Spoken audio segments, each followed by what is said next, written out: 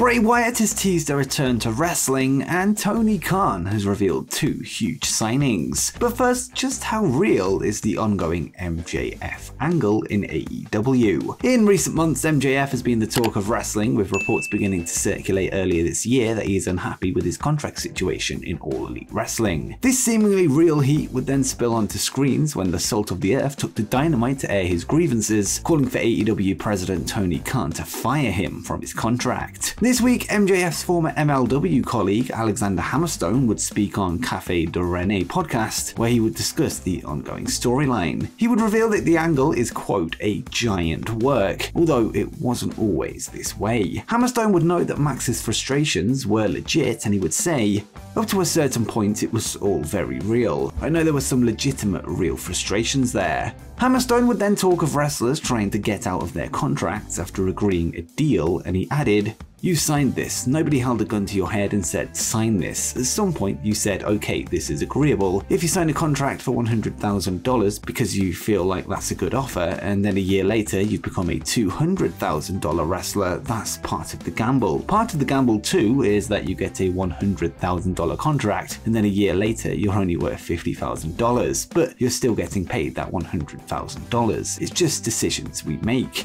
It's currently unknown if MJF did receive the raise he wanted before the angle began, or if negotiations will begin once the agreed deal is complete in January 2024. It's worth noting that MJF has reportedly renegotiated his contract before, gaining both an extension and a raise earlier on in his AEW career, with him having a history of trying to up his contracts going back to his days in MLW. Given his talent and the ratings he draws, you can argue his grievances are justifiable. And before we continue, let's quickly mention the sponsors for today's video, Raid Shadow Legends. If you've heard of Raid, you know there's a ton of champions, over 600 by now, which is more than WWE has title belts across all of its brands. And not just that, but it's also got an insane variety of bosses too. This includes the insanely tough Bommel, the Dreadhorn, the Invader of Hell himself. That said, his Invasion of Hell, aka Seraph's Realm, didn't go so well, kinda reminiscent of the WCW Invasion angle. When Bommel was captured by the Dark Lord Seraph, the Lizard Man General was turned into a massive monster of flame and explosions, and now it's up to you to take him down. And there's a ton happening in Raid this month. They're bringing out 5 badass looking new champions that I personally can't wait to get my hands on. They're overhauling the Champion Vault, and they've got a load of awesome smaller updates as well. On top of this, Raid's running a huge series of Summer Splash events for the whole month, where you can get your hands on some incredible skins for everyone's favourite dwarf, and no, we're not talking Marco Stunt, but Trunda. Oh, and one more thing, make sure you get in now if you want to be a part of it. This is the best time to get started in Raid, and if you click my link in the description or scan my QR code on screen, you'll get unique bonuses worth $30, and all you have to do is use our link and click right here. You'll get a free epic champion, Rector Drafe, 200k silver, 1 energy refill and 1 XP boost, and 1 ancient shard, so you can summon awesome champions as soon as you get in game. So be sure to head down to the description or use the QR code shown on screen, and not only will you have tons of fun, but it also helps the channel out more than you can imagine, so see you on the other side. Next up, AEW are targeting free returns for All Out. AEW currently have a number of top names out due to injury, with World Champion CM Punk, former World Champion Kenny Omega, as well as Bryan Danielson, all currently on the shelf. On the latest edition of Wrestling Observer Radio, Dave Meltzer would discuss the absences, revealing that AEW are aiming for several returns by the time the AEW All Out pay-per-view comes around, and Meltzer would reveal, I mean, he's Omega hoping to be back at All Out, but it's too soon to say that he will or he won't. He's hoping for it. I mean, that's kind of the target right now. The Chicago show, I think, is the target for that. I think it's the target for Punk, but I don't know that either of them are sure things. Also, it's probably the target for Danielson too. All those guys coming back would probably give them a shot in the arm, but Omega basically was. He doesn't want to talk about it and nothing's for sure, but he would like to be back for that show. That would be a good idea. AEW All Out goes down on September 4th, 2022, an event that last year saw multiple big moments, including the debuts of Adam Cole and Bryan Danielson, as well as the in-ring return of CM Punk. It looks like we could be in for more big moments this time around if all goes to plan, with a match between interim AEW World Champion Jon Moxley and the real World Champion CM Punk, hopefully set for Punk's hometown in Chicago.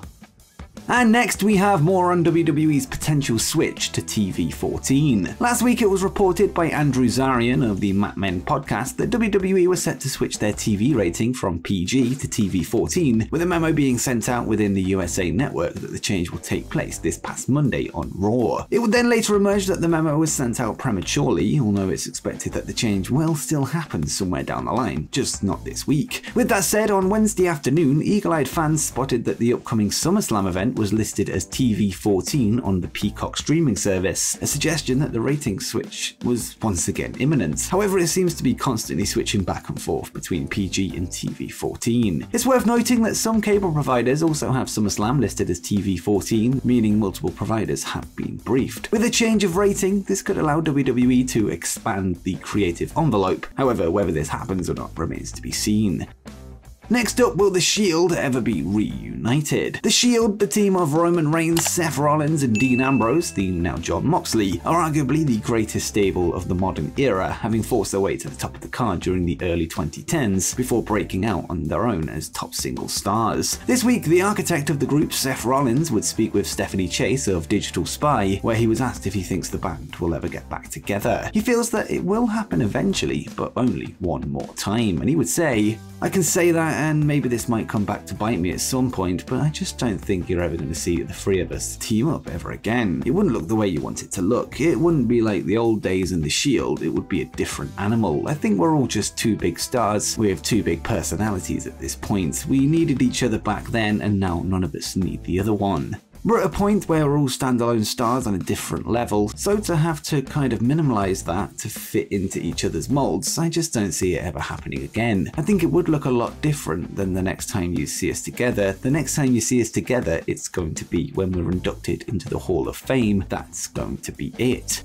With Jon Moxley currently in AEW as their interim world champion, it's fair to say that any reunion is off the cards, at least for now. But do you think we'll ever see The Shield get back together one day? Let me know in the comments down below.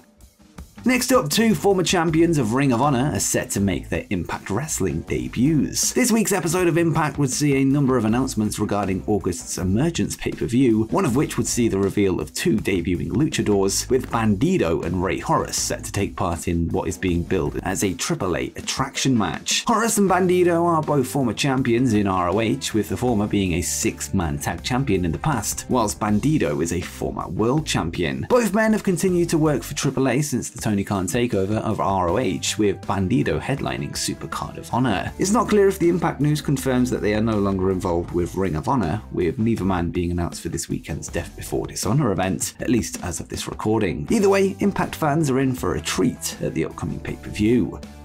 Next up, Triple H has returned to power in WWE. Today, WWE have announced that Paul Levesque, aka The Game Triple H, has officially replaced John Laurinaitis as Executive Vice President of Talent Relations, this following recent allegations made against both Laurinaitis and Vince McMahon. The news broke on WWE.com earlier today, with the company posting, WWE today announced that effective immediately, Paul Levesque will resume his executive position as EVP Talent Relations. The statement was joined by a quote from Triple H himself, which read, "I look forward to returning to my position as head of talent relations. I am healthy, fired up, and ready to take charge." He would then take to Twitter to add, "Proud and honored to work with the best talent in the world." The news follows a recent appearance from Hunter at the Performance Center, who told talent there that he was back. He had previously been pulled from his roles in the company due to health issues, with his former black and gold NXT being rebranded as NXT 2.0. It's not clear on what his role is back in NXT, but we now know he has a significant role on the main roster side of things, with John Laurinaitis now being wished well in his future endeavors.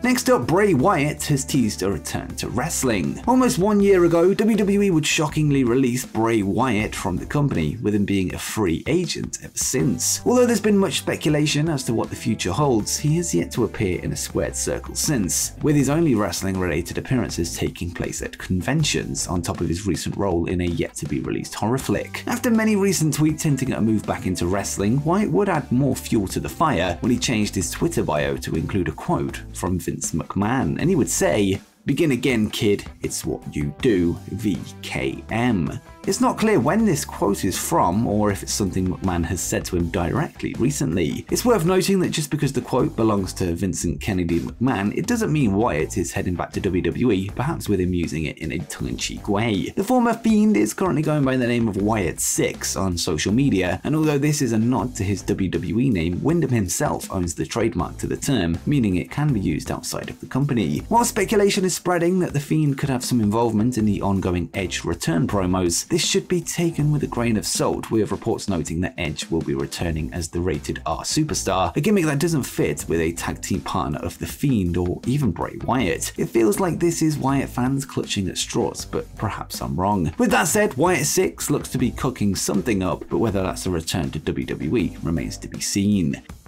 And finally, Tony Khan has revealed 2 huge signings. On Saturday night, Ring of Honor returns with the second pay-per-view of the Tony Khan era, Death Before Dishonor, an event that will see FTR defend their ROH World Tag Belts against Hall of Famers, the Briscoes. Last night, ROH owner Tony Khan would speak with the media ahead of the event, and when asked if there are any wrestlers that we don't know about having Ring of Honor deals, he would reply, "The Briscoes are under contract to Ring of Honor, long-term contracts. I think there are some other developmental wrestlers, but really the key, probably the biggest names that are exclusively signed to Ring of Honor are the Briscoes. They're some of the biggest names in Ring of Honor history, they're Hall of Famers. There are others, but I think that would be a great example of a key act. They haven't really appeared in AEW yet, but they are signed to Ring of Honor."